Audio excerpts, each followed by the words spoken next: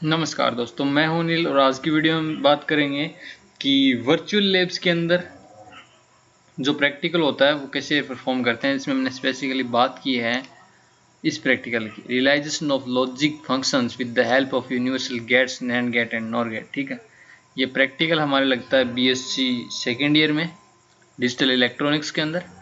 तो इस प्रैक्टिकल हम करेंगे वर्चुअल लैब की हेल्प से। ठीक है, तो मैं बता देता हूँ वर्चुअल लैब के अंदर प्रैक्टिकल कैसे होता है। तो चलिए वीडियो को स्टार्ट करते हैं। सबसे पहले आपको जाना है गूगल पे, और गूगल पे जाने के बाद मैंने डिस्क्रिप्शन में लिंक दिया है, वो लिंक या तो आप कॉपी करो या फिर उस लिंक पे आप क्लिक करके ओपन करो। ठीक है, ये जो लिंक है ये मैंने लिंक दिया है वहाँ पे। ठीक है, उसको आप ओपन करो। ओपन करने के बाद आपके पास ऐसा कुछ फॉर्मेट आएगा जिसमें सिमुलेशन लिखा है। ठीक है, इसके बाद हम चलते हैं एम के अंदर। जो प्रैक्टिकल का जो एम है वो क्या है? प्रैक्टिकल का एम है to implement the logic functions and or not EXOR and logic function with the help of NAND get and NOR get। ठीक है, यूनिवर्सली गेट्स ये हमारा जो रियलाइजेशन करना है। ठीक है, इन दो गेट्स की हेल्प से, मतलब ये बताना है कि इन दोनों से हम कैसे कैसे और गेट या नोट गेट जो भी बाकी गेट है वो कैसे बना सकते हैं। तो अभी हम एम तो हमने पढ़ लिया, इसके बाद थ्योरी पर आते हैं। और थ्योरी के अंदर आपको यहाँ पे सब कुछ लिखा हुआ मिलेगा। गेट्स क्या होते हैं, इनपुट्स जो हैं वो कैसे काम करते हैं, कितने इनपुट होते हैं, नैंड गेट को यूनिवर्सल गेट के रूप में कैसे यूज़ किया जाता है, वो क्यों कहलाता है यूनिवर्सल गेट, ये लिखा होगा। टेबल यहाँ पे लिखी है। ठीक है, टेबल यहाँ पे लिखी है, आपको डेटा सारा यहाँ से कॉपी ही करना है।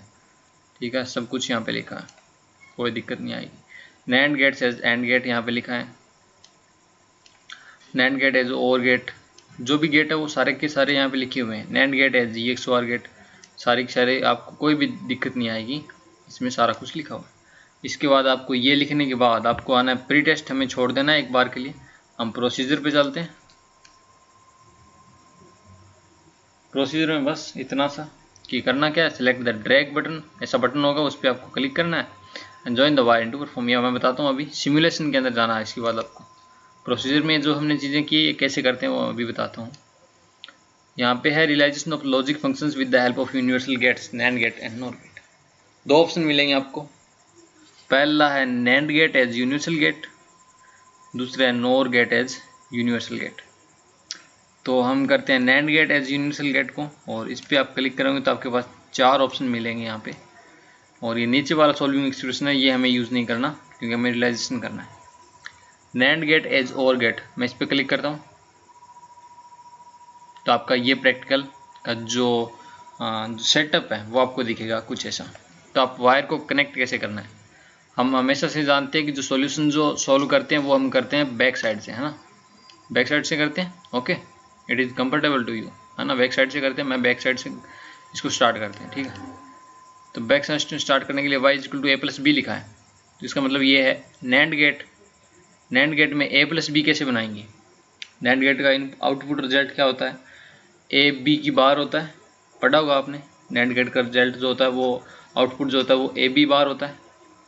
ए बी बार को अगर हम चेंज करें किसमें, डी मॉर्गन लॉ की हेल्प से a+b में चेंज करें, तो अभी देखो एग्जांपल मैं दिखा देता हूँ आपको।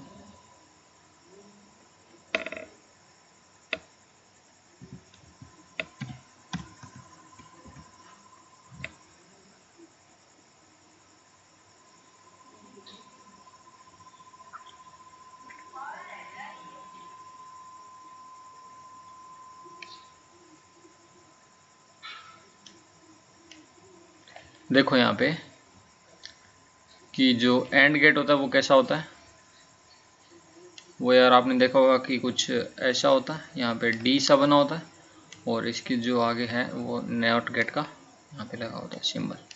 ये आउटपुट हो गया आपका और ये इनपुट हो गया। इनपुट आपको पता ही है, दो भी हो सकते हैं, तीन भी हो सकते हैं, चार भी हो सकते हैं, पांच भी हो सकते हैं, पर मिनिमम दो जरूर होंगे। ये बात क्लियर है दिमाग में।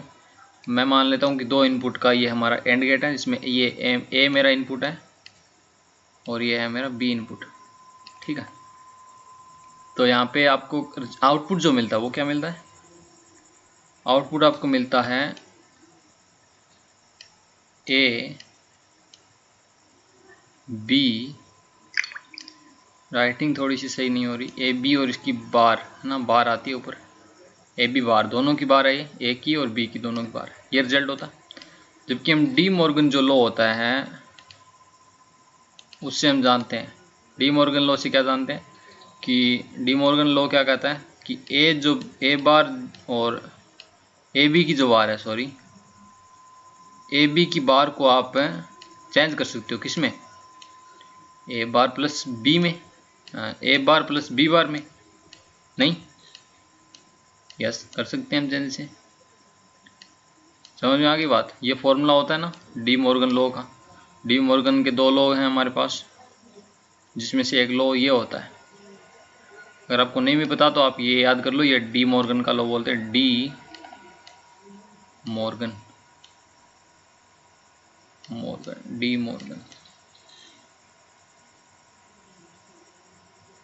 थोड़ा सा राइटिंग सही नहीं हो रही। डी मॉर्गन, ठीक है, मॉर्गन है, जी है ये जो ये जी है मॉर्गन। और ये तो मतलब हमें रूल चाहिए, ठीक है, ये रूल है, इसकी मदद से हम क्या करेंगे कि यहाँ पे देखो a प्लस बी है ना, और जो हमें रिजल्ट मिल रहा है उसके अंदर जो ए बी बार आ रहा है, और ए बी बार को हम यूज़ कर सकते हैं किस में, ए बार प्लस बी बार में। इसका मतलब ये हुआ कि हमें यहाँ से बार हटानी है, ये जो बार लगा रखी है हमने यहाँ पर पे, यहाँ पर, तो इस बार को हटाना है। इस बार को हटाने के लिए आप क्या करेंगे, इस बार को हटाने के लिए हम जस्ट जहाँ पे ए बी है उसकी जगह क्या लगा दें, क्या लगा दें, ए की बार लगा दो और बी की बार लगा दो, बस सिंपल।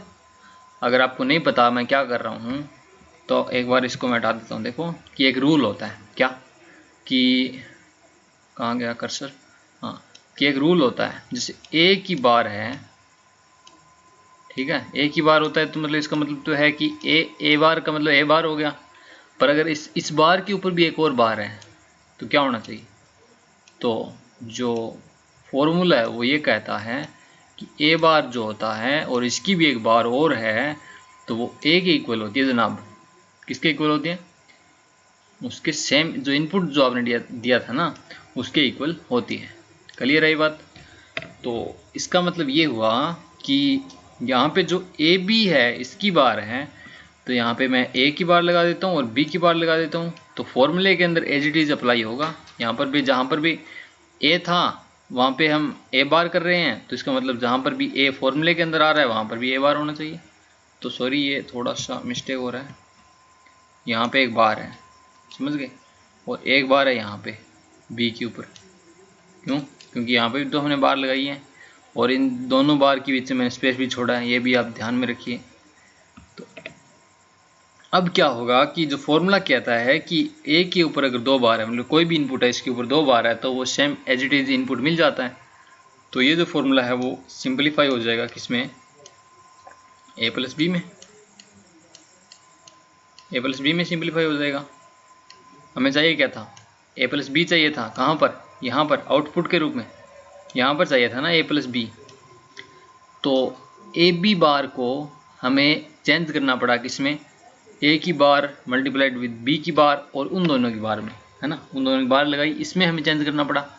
तो इसका मतलब ये हुआ कि हमें यहाँ पे चाहिए कि ए की बार और साथ में बी की बार और इन दोनों की बार है ऊपर में। ए की बार और बी की बार कब आएगी, जब यहाँ पर ए बार हो और बी बार हो। क्या क्लियर है ये बात, नहीं क्लियर है, क्लियर नहीं तो दोबारा समझते हैं, ठीक है। कि देखो यहाँ पर है ए बार, मैं ले रहा हूँ इनपुट ले रहा हूँ ए बार, यहाँ पे इनपुट ले रहा हूँ मैं B bar, okay, now fine it is. तो नैंड गेट होता है, ये नैंड गेट है, आपको पता है नैंड गेट बोलते हैं इसे नैंड गेट बोलते हैं ना, नैंड गेट।